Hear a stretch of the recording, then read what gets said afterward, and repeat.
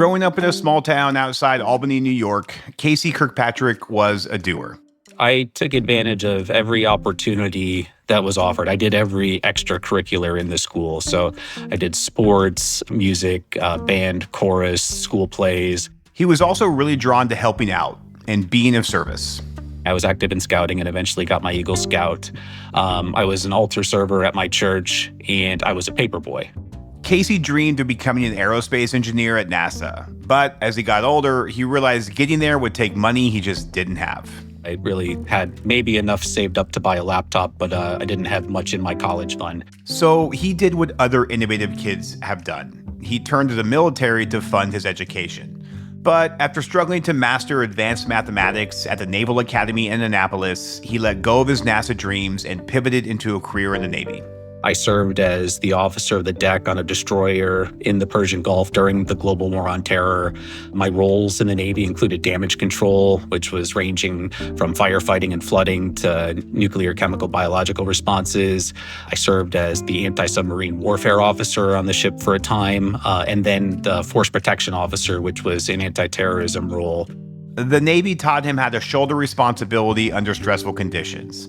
But a year into his marriage, he realized it just wasn't for him. In my first 12 months of marriage, I was only in port for about 2 months, and the rest of the time was out to sea. And it just wasn't the lifestyle I was looking for with my family. So he attended a career fair for folks looking to transition out of the military. After learning about an opening for an operations engineer with National Grid, he jumped at it. I looked for something that I could be proud of, that I could point to my children and say that I'm doing something that has meaning. And I found that in the energy industry. It's been 25 years now since Casey joined National Grid. During that time, he's focused on everything from operations in Massachusetts to solar interconnections in New York. Today, he directs the utilities strategic engineering group, where he focuses on a growing threat to utilities across the Northeast: wildfires. Firefighter Peter Curdo uses a hose to soak the charred ground of the woods in a residential neighborhood of Braintree, Massachusetts. Now, eastern wildfires are much smaller than those out west, but they've been increasing in size and number. The fall of 2024 actually saw more than 500 wildfires in a single month in Massachusetts. There's about a 1,200% increase over what we normally get. Normally, we'd be getting in the range of, 20 or 30 fires. Casey is leading an effort at National Grid that could help the utility get ahead of this growing threat. To find vulnerabilities across their service territories, they've teamed up with a company called Rhizome, which helps utilities identify wildfire risks. It's been over the past couple of years that wildfires have emerged really as one of the biggest topics in the industry. But geographically, the risk is spreading aggressively. This is With Great Power, a show about the people building the future grid today. I'm Brad Langley. Some people say utilities are slow to change, that they don't innovate fast enough. And while it might not always seem like the most cutting-edge industry, there are lots of really smart people working really hard to make the grid cleaner, more reliable, and customer-centric.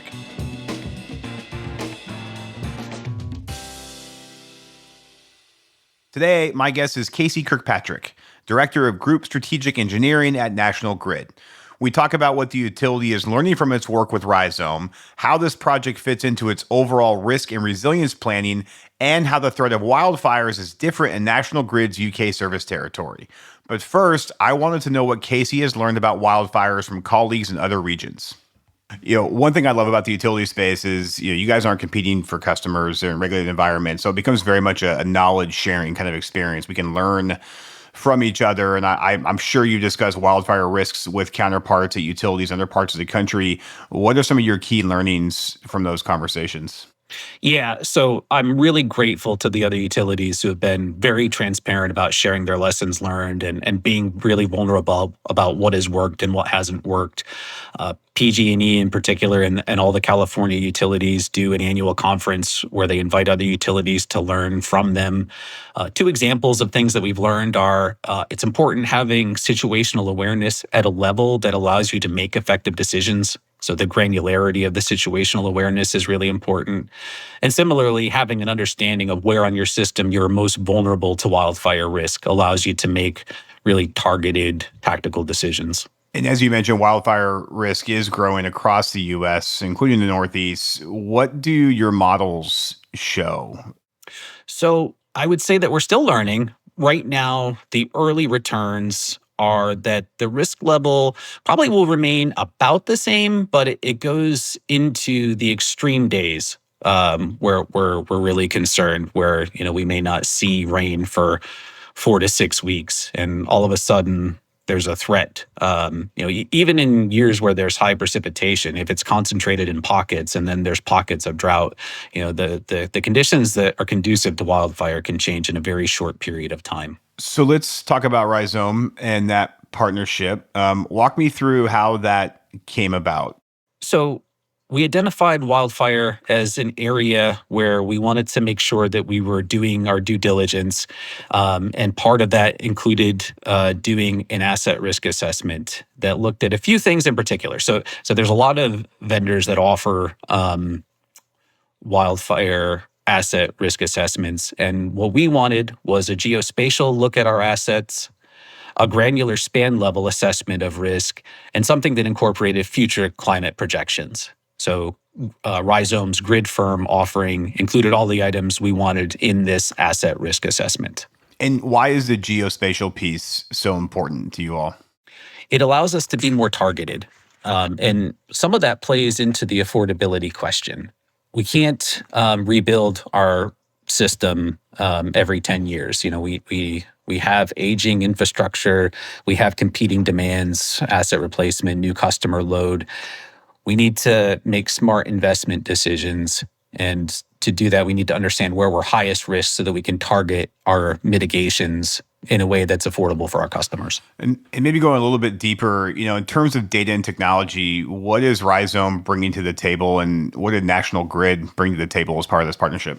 Sure. So National Grid is providing data on our assets, our outage history, our vegetation management, and our asset inspections. Rhizome has weather and climate data. They have their projections on how the climate will change over time. And then they crunch this and they're able to calculate a risk score and a consequence score down to the span level. And we meet several times a month so we can steer them on our specific concerns. And then they've been very responsive to the steer that we've given them. And is this an ongoing process? I know wildfire season tends to be pretty defined during the course of the year when, like you mentioned, there's less rain, it's more dry. But, what's the level of effort throughout the course of the year? Is it pretty consistent and constant? No. So we have found that there are seasons where wildfire is a more prominent risk. And that was a little bit surprising. What we found was that the biggest risk is during April, May timeframe, with a secondary risk in the October, November timeframe. So it's really when there's a lot of dead vegetation and the potential for drought. So when we started it, I expected the summer to be the period of highest risk. I thought that's when we'd have the hottest days and things would dry out. But we also get a lot of rain over the summer, and also the trees are budded, the vegetation is green. There's not as much dead vegetation there. So we found our peak is in the April-May timeframe with a secondary one in the November timeframe.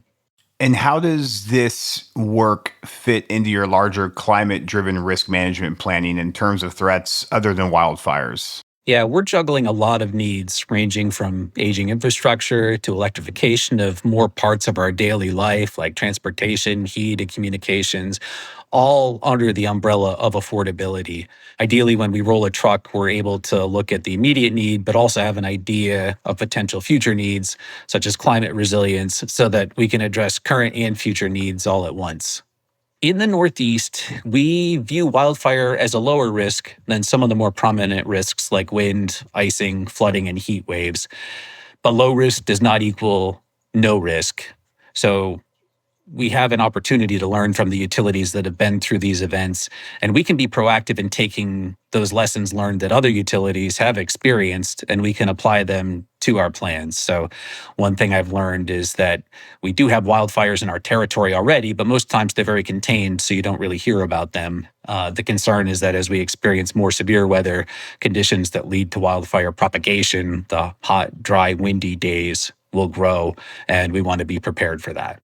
In general, are your customers kind of coming around the idea that wildfires are a risk in your service territory? Is it still kind of like that's not our problem because it doesn't happen here very often? And maybe how much customer education or awareness are you having to do to kind of get people thinking about the potential for damage caused by wildfires within your customer base? Yeah, I don't think that it's forefront in their mind. They're seeing things. I'm looking outside my window right now. We got snow yesterday, so that's going to be more prominent on their minds. They're not thinking about wildfires. The types of risks we see. We're seeing heat waves. We see icing related outages. Wind is a very big one in our territory. I don't think it's forefront in their mind. It's more us as a utility trying to be proactive and learning from folks who have really experienced devastating consequences from it. And before we're in that situation, can we be proactive in learning more about the risk? You mentioned some of the data showing you how the seasonal trends becoming clearer and, it's not so much summer, but it's spring and fall. Any other data or insights that you can share that were of interest to you that were collected through this geospatial analysis? A couple things. So it has confirmed our assumptions on our level of risk. And again, it is a lower level risk compared to some of the more prominent things we're experiencing already. We're also finding that the risk is quite concentrated. It was surprising to me that the biggest risk areas that we're seeing are in our suburban areas. So in upstate New York and pockets of Massachusetts, we have state parks, we have large areas of vegetation, which is where I expected to see the biggest risk, where we have the most vegetation. And that's not really the case. We're finding that it's the combination of vegetation and people where the greatest risk is. Something like 85% of wildfires across the country are ignited by people. So it's there where we're seeing the biggest pockets that we can be potentially vulnerable at. And how is this work maybe informing other parts of your job or day-to-day work? Any kind of learnings that you're applying to other facets of your job, or just kind of emergency preparedness in general? We had each of our business units develop operating procedures for what we do in the event of a wildfire in our territory. From an asset perspective, we're keeping our eyes open for multi-value solutions. So one example, one of the learnings we took from the California utilities is that they're doing early fault detection. If they can prevent a wire from falling or respond to it faster, they can potentially prevent wildfire ignition or a wildfire propagation. And we were already looking into early fault detection as just a good utility practice, but with the wildfire threat, we found that this is something that can be used in that use case as well. So we think that there's potentially some multi-value solutions. A lot of the grid hardening work we're doing already can help us mitigate the wildfire threat. Yeah, in addition to detection, I know California is kind of leading the way in undergrounding as well. What's your perspective of undergrounding, and has there been any conversations around taking that step from a preventative standpoint? So undergrounding, traditionally the knock on that has been the cost of it. It was another area where PG&E has been transparent about some of the work they're doing. So we're certainly tapped into that and trying to learn from them on how they're reducing the costs of it. It's something that we're open to in targeted situations, but with the affordability question, you'd have to make a very strong case for it. And we're weighing whether there's more affordable solutions that solve our needs cases in any of these that we look at. Yep. As you kind of went down this path of partnering with Rhizome and more broadly kind of wildfire prevention, was there any doubt within the organization about its value? Did you have to sell the idea into colleagues and the value of the partnership, or just to focus on wildfire prevention in the first place? Since it's, it's possible and it's happening, but it's not, as as bad as it is in other regions. Like, was there any doubt, or was everybody all in? Like, yes, we absolutely have to do this. This is a problem, or could be a problem for us going forward. I think that folks were understanding that we needed to make sure we were doing our due diligence in this space. There was a level of, how do we balance this with the climate and weather hazards that are affecting us day to day right now. So it was just coming to that balance of looking at what is emerging as a risk and balancing that with current risks. And what about your UK operations? Are there specific elements about wildfire risk that are unique or pose greater or different risks in that region? So actually what we're seeing is geographically, it looks like the level of risk is pretty similar between the Northeast US and the UK. They are pockets where, they're noted for precipitation, which helps sometimes Mother Nature's helping us mitigate the wildfire risk. So yeah, it's been pretty consistent, the levels between the US, Northeast US and UK. What are some of the trends or infrastructure requirements that maybe make wildfires a little bit less risky for National Grid in the UK vis-a-vis the US? So in the UK, the infrastructure is a little bit different. A big portion of our business in the UK is transmission, and transmission we find is lower risk for wildfires than distribution.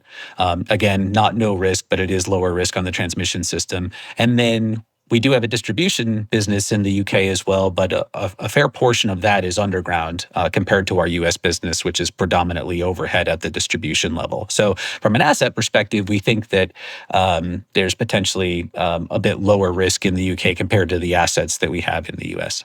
I got one last question. So you're a listener of the show, so you know what I'm going to ask you. We call the show With Great Power, which is a nod to the energy industry. It's also a famous Spider-Man quote, with great power comes great responsibility. So Casey, what superpower do you bring to the energy transition? I would say my optimism. I'm constantly impressed at the talented people we have working at National Grid and the industry as a whole. I really believe that collectively we're capable of everything that we're setting our sights on. I talked about how we're in a period of transition in the industry. We have a lot of ambitious targets, and I really think we can meet all of them.